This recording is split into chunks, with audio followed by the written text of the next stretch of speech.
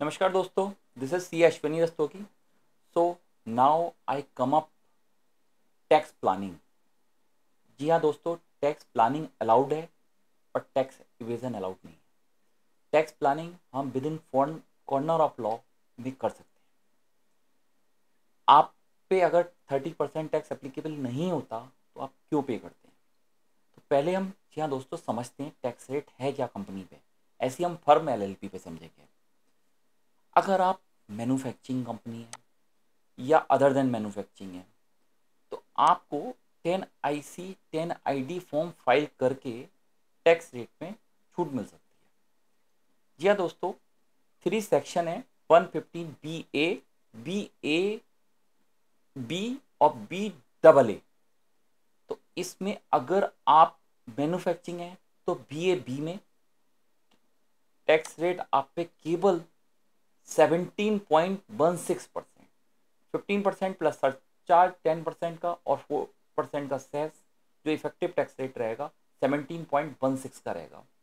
शर्त यह है कि आप कोई दूसरी डिडक्शन नहीं ले रहे हो, दूसरी एग्जामेशन नहीं ले रहे हो, 10A, AA, ATIA-C ये सब नहीं ले रहे हो, और आपकी कंपनी 1 अक्टूबर 2019 के बाद बनी हो, तो आपको क्या करना है, फॉर्म 10 ID फाइल करना है। तो आपको ये 115 BA-B की सेक्शन में छूट मिल जाएगी और आप पे केवल 17% टैक्स रेट लगेगा।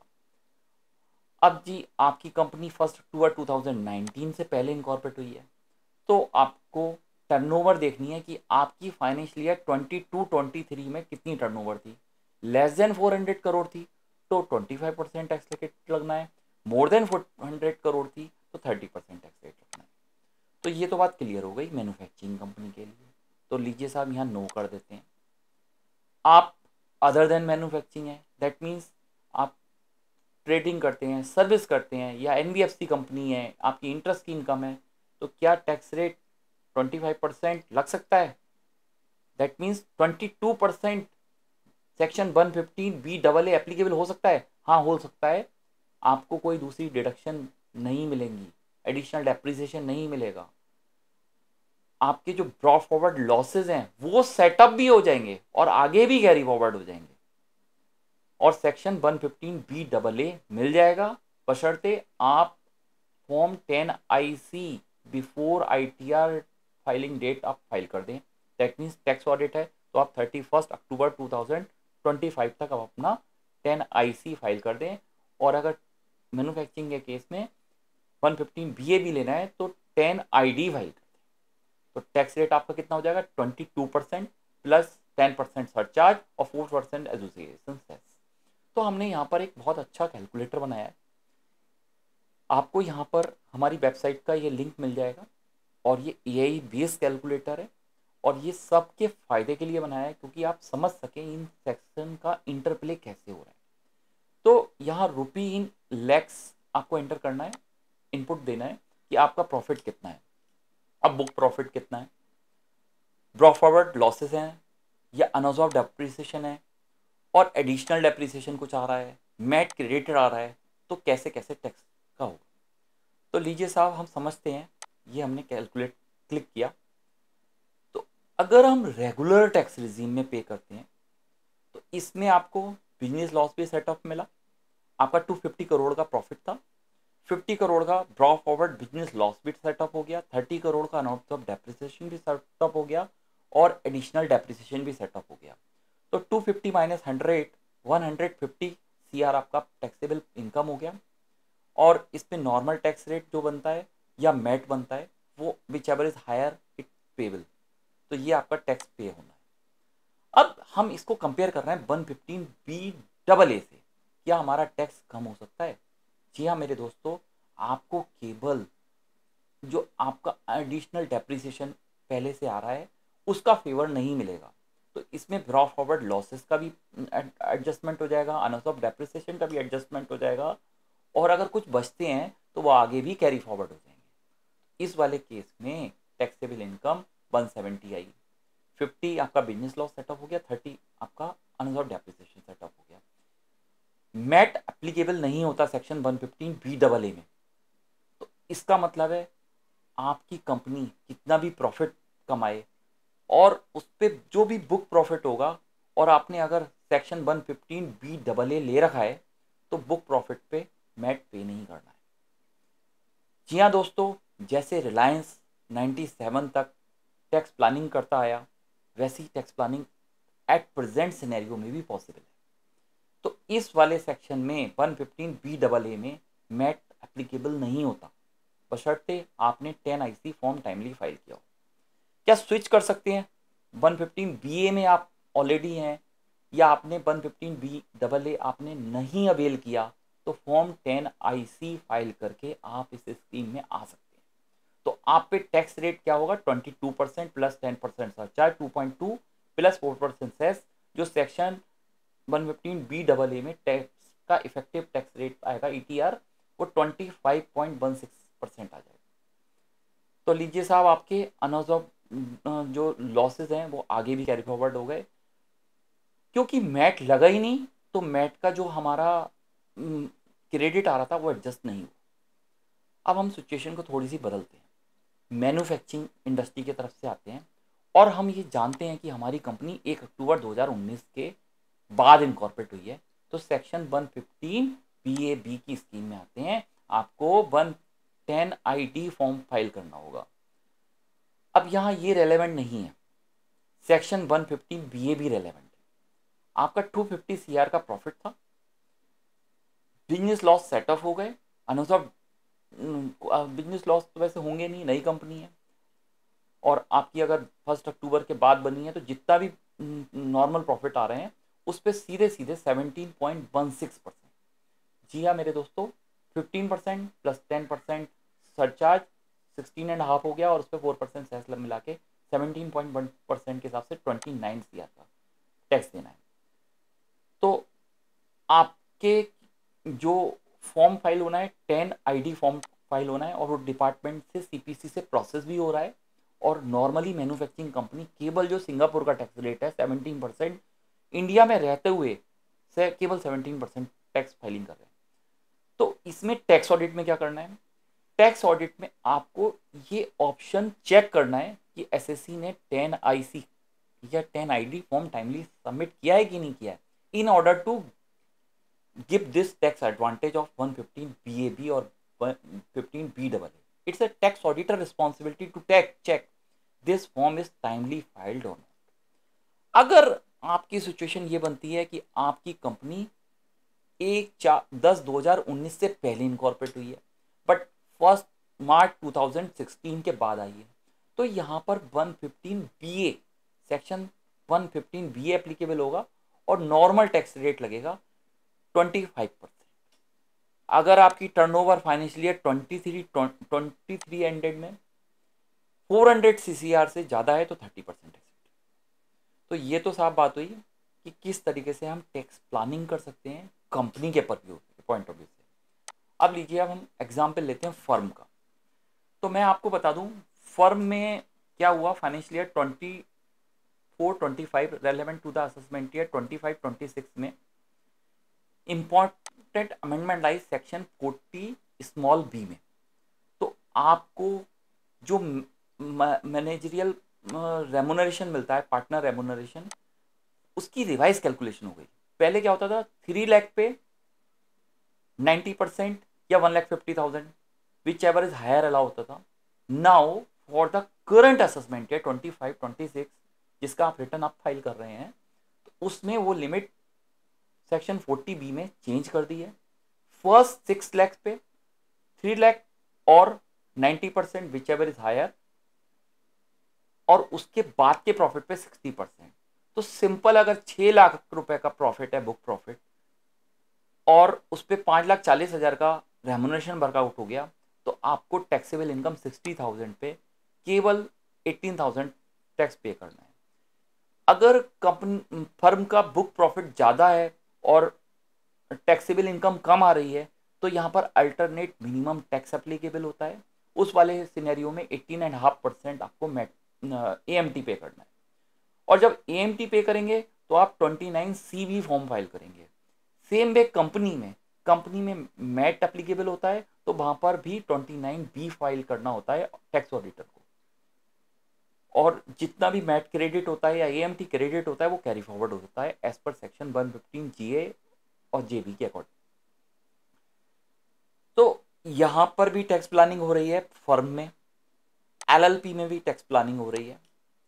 और सबसे अच्छी बात है LLP में, मैं आपको बहुत इंपॉर्टेंट बता दूं, क्योंकि एक LLP ऐसी है जहां पर सेक्शन 44 ADA में मिनिमम टैक्स लिमिट एप्लीकेबल नहीं है।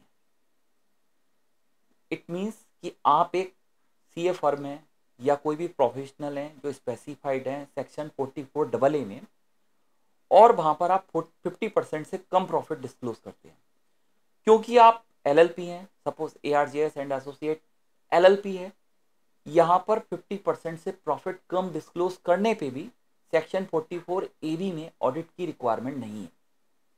जी हाँ, पार्टनरशिप फर्म में है, LLP में नहीं है। LLP में क्योंकि ये पर्सन तो कवर्ड है, फर्म की तरीके से ट्रीट होता है, but firm is not covered in section 44 ADA। तो ये भी बहुत फायदे की बात है। हमें यहाँ पर LLP का टैक्स ऑडिट करते समय ध्यान रखना है कि हम इसका ऑडिट कर रहे हैं वो 44 ADA में नहीं हो रहा, क्योंकि 50 लाख से ज्यादा की रिसीट्स है तब हो रहा है, अदरवाइज नहीं हो रहा। फर्म के केस में आपने अगर ऑडिट किया है तो वहां 50% से कम है तो भी होगा ऑडिट।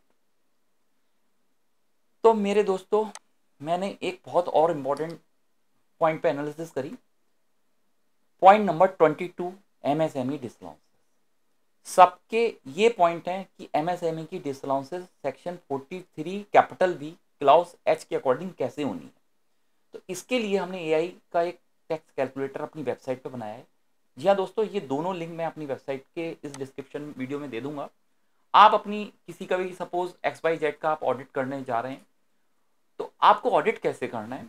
सबसे पहले आप अपने क्लाइंट के कंफर्मेशन मंगाइए, जो भी ट्रेड पेबल में आपकी कंफर्मेशन आ रहे हैं, और कंपनी एक्ट की भी रिक्वायरमेंट है, ट्रेड पेबल को दो भागों में बाइफरकेट कीजिए, payable to MSME other than MSME, और MSME 1 का भी फॉर्म फाइल होता है जो MCA में फाइल होता है, वो भी चेक कीजिए कि फाइल हुआ कि नहीं हुआ, जैसे आप DPT 3 चेक करते हैं। तो आपने ये कंफर्मेशन मंगाए, कंफर्मेशन के साथ साथ ये मंगवाइए कि आप माइक्रो और या मीडियम इंटरप्राइजेस तो नहीं है। माइक्रो स्मॉल इंटरप्राइजेस पे 43 भी एप्लीकेबल होगा, मीडियम इंटरप्राइजेस पे और अदर देन MSME इंटरप्राइजेस पे 43BH एप्लीकेबल नहीं होगा। तो कंफर्मेशन मंगा ली, आपके वेंडर की सारी लिस्ट है कि कौन से आपके MSME वेंडर हैं और उनकी पेमेंट का टर्म क्या है एज पर एग्रीमेंट, और एग्रीमेंट नहीं है तो क्या टर्म्स हैं, आपकी पॉलिसी क्या है। माइक्रो और स्मॉल इंटरप्राइजेस को आपने माइन्यूटली चेक कर लिया कि इनका उद्यम की वेबसाइट से उद्यम रजिस्ट्रेशन नंबर वेरीफाई हो रहा है, कि क्लाइंट तो कंफर्म कर रहा है, जो आपका वेंडर है वो मीडियम कंफर्म कर रहा है, बट उसकी वेबसाइट पे माइक्रो या स्मॉल आ रहा है, तो आपको उसके उद्यम आधार रजिस्ट्रेशन से चलना है। साथ में ये ध्यान रखना है कि जो MSME की क्लासिफिकेशन है वो आपकी ईयर एंडेड 31 मार्च 2025 के according plant and machinery turnover के हिसाब से होनी है, क्योंकि ये लिमिट 1 अप्रैल 2025 से बदल गई है, ये भी ध्यान रखना है। तो हमने तो सिंपल उद्यम आधार के रजिस्ट्रेशन के बेस पे ये देखना है कि आप माइक्रो हैं, स्मॉल हैं या नहीं है। अब सपोज क्या होगा अगर मैं माइक्रो या स्मॉल वेंडर को टाइमली पेमेंट नहीं करूंगा। बैंक रेट, RBI का जो नोटिफाइड बैंक रेट है 31 मार्च 2025 का, उसका 3 गुना इंटरेस्ट पे करना पड़ सकता है। ये ऑप्शनल है, आपकी कंपनी की पॉलिसी है कि आप वेंडर को टाइमली पेमेंट नहीं करते हैं तो आप इंटरेस्ट पे करते हैं कि नहीं करते हैं, तो आपकी अकाउंटिंग पॉलिसी में ये प्रॉपर होना चाहिए। तो सपोज अगर ये आपका बैंक रेट यहाँ चेंज भी कर सकते हैं। अब मिस्टर जेड हैं जिनकी इनवाइस 1 जनवरी 2025 को आई थी, बट वो पेमेंट टाइमली नहीं हुआ, 5 लाख की इनवॉइस थी, कोई एग्रीमेंट नहीं था, और यहाँ पर मैंने पेमेंट डेट ब्लैंक छोड़ दिया है, जो कि आज तक पेमेंट नहीं हुआ है, मान लेता हूँ मैं आज ही पेमेंट हुआ है। तो देखिए क्या हुआ, ये 5 लाख रुपए की इनवॉइस 43B सब क्लाउज H में डिसअलाउंस हो गई। साथ में क्योंकि एग्रीमेंट नहीं था तो by default as per section 15 जो अपॉइंटेड डेट बात करता है, appointed date is defined in section in the act of MSME 2006 कि 15 दिन ही गिने जाएंगे। आपकी 1 जनवरी 25 की इनवाइस है तो 16 जनवरी 25 तक पे हो जानी चाहिए, क्योंकि एग्रीमेंट नहीं है। तो 16 जनवरी 25 तक पेमेंट नहीं हुई और 31 मार्च 25 का आप बैलेंस शीट का ऑडिट कर रहे हैं, 75 डेज का करंट ईयर का डिफॉल्ट है। तो इस वाले केस में बैंक रेट का 3 गुना 6.5 मल्टीप्लाई बाय 3 आपका 19.5% 20,000 का इंटरेस्ट पे करना है। करें ना करें दैट इज योर पॉलिसी, और अगर कर रहे हैं तो P&L में चार्ज किया है तो एज पर MSME एक्ट, क्योंकि वहां पर लिखा है not with standing anything contain in any other law that supersede income tax also, कि वो भी आपका डिसलाउ कर दिया जाएगा। तो आपने MSME को कोई भी इंटरेस्ट पे किया है इनकम टैक्स में सेक्शन 37 में डिसलाउ होगा, और ये 5 लाख की भी डिसलाउ बन गई।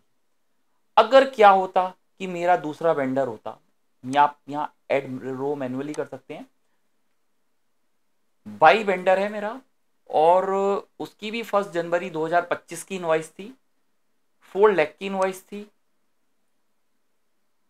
और इनके साथ हमारा जो है एग्रीमेंट था, और एग्रीमेंट में 60 डे टर्म्स डिफाइंड है कि 60 डे में हम बॉस पेमेंट करेंगे आपको, और वो भी पेमेंट टाइम पे नहीं हुई।